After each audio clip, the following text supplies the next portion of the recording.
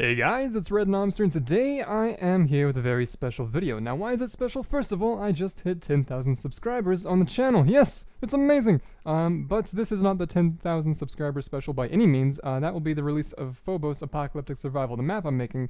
But I just don't want to, release an unfinished project at this moment, because I, care about the support and stuff like that you guys give me. So I want to give you guys something good. So in the next few days, hopefully that will come out. I'm hoping. It won't be another year like the last time I said that. But basically, in the meantime, instead of just not putting out any videos, I thought, hey, I'll just continue my normal concepts. And I saw a video by Mumbo Jumbo where he made like turrets in a wall, right? Using shulkers. As you can see, I have a summon shulker button over here and then a banish shulker button over here. And then I have that design, and that somewhere. Where's it at? I don't know where it's... Oh, no, it's right there. Yeah, that design. And basically, this is my fourth design. This is my favorite one, but I'll show you this one, and then before I show the mechanics of it, I'll show you the evolution of how I got to this, because it's very technical. Everything that I had to learn to get to this point is very evolutionary. So, basically, we hit the summon shulker button, and then out of thin air, we get a shulker. Now, as you can see, the grass didn't move whatsoever. There was no, block swapping like in his video. Of course, it comes from the floor. We can make this come from the wall and, the ceiling. It doesn't matter. Basically, you just have to use the same exact concept. So, it's cool. If I was in game mode 0, of course, this takes the 1.9 snapshots because it's a shulker, and that's when they were introduced. He will shoot me like levitation effects and stuff like that, and you'll fly, and then you'll fall back down and die, most likely. But it's just about instant for that, right? And getting rid of him is a little bit more technical. A lot more stuff happens.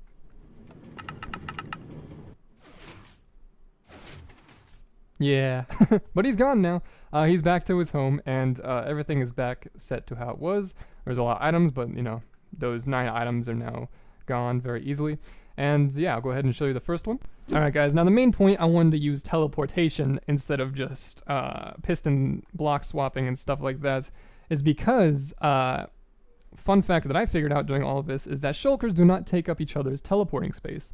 That being said, as seen over here, shulkers can teleport inside of each other even, but they don't decrease the amount of chance they can teleport just due to the amount of shulkers that are already there.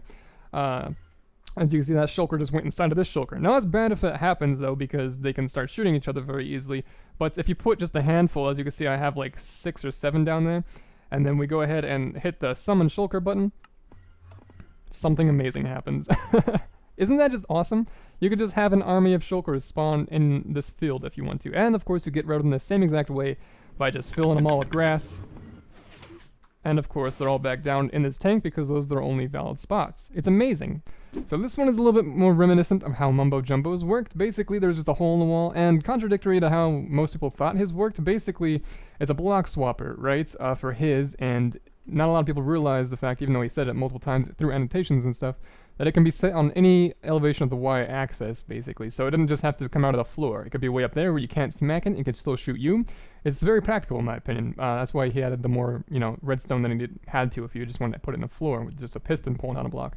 But anyways, mine doesn't use pistons moving the things. Mine basically uses teleportation and the fact that they can teleport. Nobody thinks about that. They all just like, I got elevators and stuff. They shoot, yeah, but they can move on their own. So that's what I tried making practical in this, or at least interesting, proof of concept. So what we have here is a hole in the wall, and there's a piece of grass there. What this button will do is remove that piece of grass by moving with the piston, and then of course if we look back here behind the scenes, there is now grass inside of the shulker.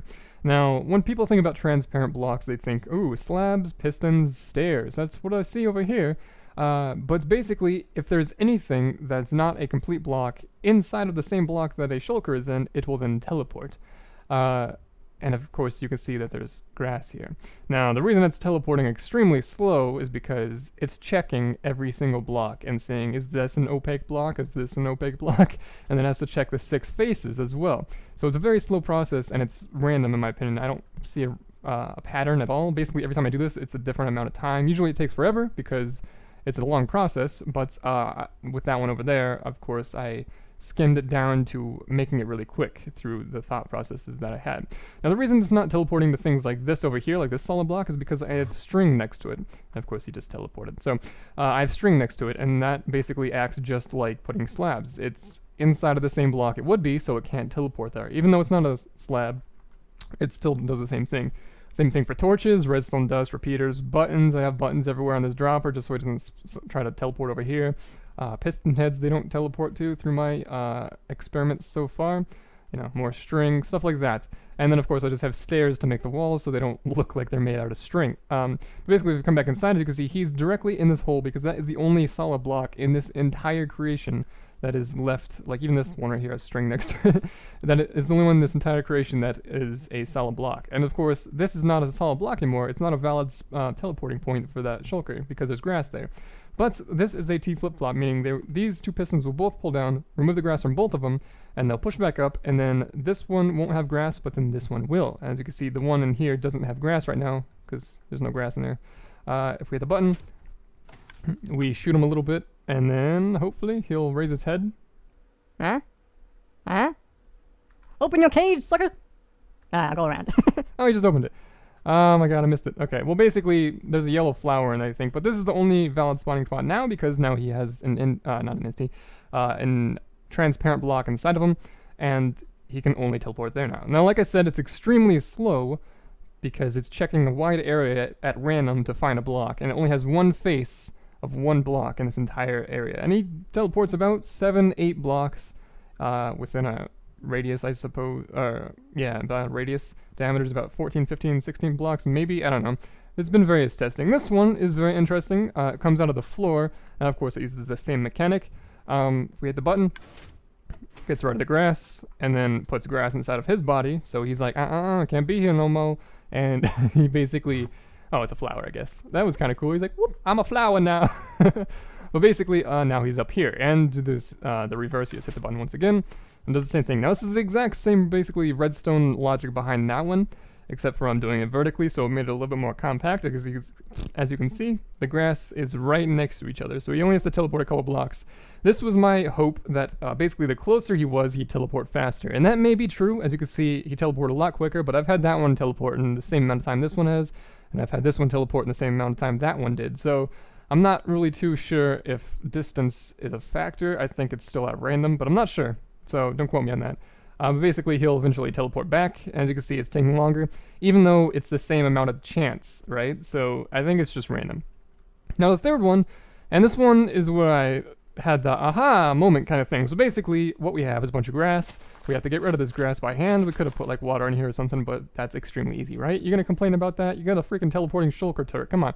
So basically, we hold down the lever, and then once we do so, eventually, but more likely than the other two, basically I've shown so far, the previous two, this little guy will teleport into one of these 6 blocks, and he did right in the center. What are the odds? Okay, and then we turn that off, and of course he's just chilling. Now if we want to get rid of him, we just hit this button, and yeah, but basically it's a completely seamless way of making a shulker turret, right? We just tell him where he wants to go using his own mechanics of harnessing the ability of teleportation, and basically the little guy will then go back here. Now of course he came out here a lot faster than he's going in because he only has one block back here that is valid. He has a bunch of these buttons, or blocks, but there's a bunch of buttons in the way. He could summon right here, but technically he can't because the buttons are in the way, so that was a way to get around the 12 block push limit of slime blocks. Instead of pushing more, attaching more blocks to the side of this, or slabs per se, so he can't attach to it, I just put a block, one block in between, and then buttons to stop him from trying to go there. So that was pretty neat, I thought. But yeah, like I said, he has a 6 blocks teleporting pad basically here. So he's 6 times as likely to find a spot exiting than he is entering. So then I thought of the great idea of just going all out with it, give him the greatest like teleporting pad reverse and, you know, leaving and coming back as possible. So that's what this is. This is what the gargantua is. It's not too big actually. The main thing is just rails, right? And the rails is a little bit technical. I'm not a rail guy, but this is the perfect one. If I hit this button, these rails come over here, or these minecarts come over here, and then if I hit the button again, they go back. So basically, it's just a back and forth thing that does the exact same thing, but it makes it so it's basically resettable. So what we have is the upwards area, and this is the 7x7 spawning pad we have from here to like here, I think. Let me see where the pistons are. Nope. To right here. Now there's a couple blocks, 1, 2, 3, and 4, so there's 49 minus 4, there's 45 possible places it can go. Now that one only had 6, As you can see, he's back now. Look at him, he's cute. That one only had 6, and he spawned, you know, in about 10 seconds, right? So that's why he spawns about instant right here, is because there's so many places he can possibly go. It's fantastic. Now, of course, all of these other places, there's buttons everywhere. So he's like, you can't just teleport down here. It's very crucial to make it so that you can't teleport somewhere else because, I don't know, you don't want him to teleport underground, you want him to teleport here. That's basically how you tell him where to teleport, is through the use of transparent blocks and stuff. So basically, what he's doing is he's in a tank down here, right? And he's just chilling, and he's way in the corner, but he can go anywhere in the 7x7 area, even on top of that dispenser right there. But basically, once we hit the summon button, a pool of water shoots out and then gets sucked back in through that dispenser, just long enough for the water to hit him. And then once the water hits him, little be known, it's not because he's, you know, kind of like an Enderman type thing where he teleports. It is because there's a transparent block inside of him, or, you know, water. There's a block inside of him that isn't opaque, basically, and that's not good. So then he's like, gotta go, and then he teleports up to this 7x7 area, and then the water disappears. So basically, we'll hit the button real quick just to show you. Water spits out. Whoom. And then he's up here now, in this random area.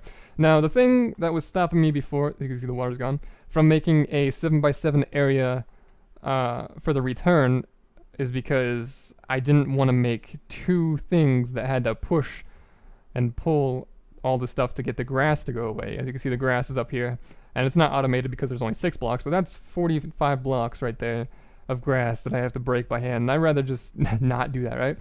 So, I'd have to, God, can you hear that? There's like elephant people on my stairs. Anyways, yeah, like I was saying, I didn't want to make this twice, basically, because I'd have to make this to basically scare the the shulker up here, and then I have to make this to get rid of the grass up here to scare him down there, and stuff like that. But instead of using grass twice, I use grass on top, you know, just because it fits more with the terrain than just spilling water everywhere. And it'd be seamless. I wouldn't have to push a block up and then shoot dispenser of water out. It's weird stuff, right? But this down here behind the scenes is a lot more simple. Just use water, and it can't be seen as well, so it doesn't use a bunch of bone meal, and that's how I'm making grass. And if you didn't figure that out already, there's just dispensers facing upwards below the grass, and then the pistons push the grass back, and then these pistons push them back, and that's how the grass gets destroyed. I'll show you that real quick. Basically, all the minecarts you'll hear. Banish it. The pistons push. Whoop. And then the other pistons push. And now it's back to normal. Now there's something very important actually over here, is that these pistons have to be extended, because if they weren't, there'd be a block like this, and they'd be able to teleport to this, right? So I can't just put a button there, because the piston would just break it after the first use. It would still work, but it'd just break it. And so I have to make a way that I can have a block here, but not interfere with the piston. So I just, you know, they don't teleport to piston extensions, so I just completely shut the door with the pistons, basically, which means I'd do some fancy technology where this is closed, and then this opens first, and that side pushes, and then that side closes again, and then this side closes and stays closed. So it's kind of different, but I don't know, I think it's pretty cool. I think it's a cool concept. But if you guys would like to try this yourself, go ahead and look in the description. There will be a world download to this world, I suppose, so you can look at all 4 of them if you want, or try to rebuild them. I'm not going to do a tutorial because it's such a wide range, and it's so variable as well. You can just have a quartz floor and then just stone brick around it if you want. Just have a little spawning pad or teleporting pad, wherever. You can do whatever you want with it. I just want to do something natural where it's like, ooh, a normal setting, and then boom, shulker sucker, and then, you know, get rid of it somewhat seamlessly, right? I mean, it works, right? It works really well in my opinion. But if you guys enjoyed this video, leave a like, of course, show the support on it, and subscribe if you're new here. I do amazing concepts like this all the time, and I'll see you in the next video.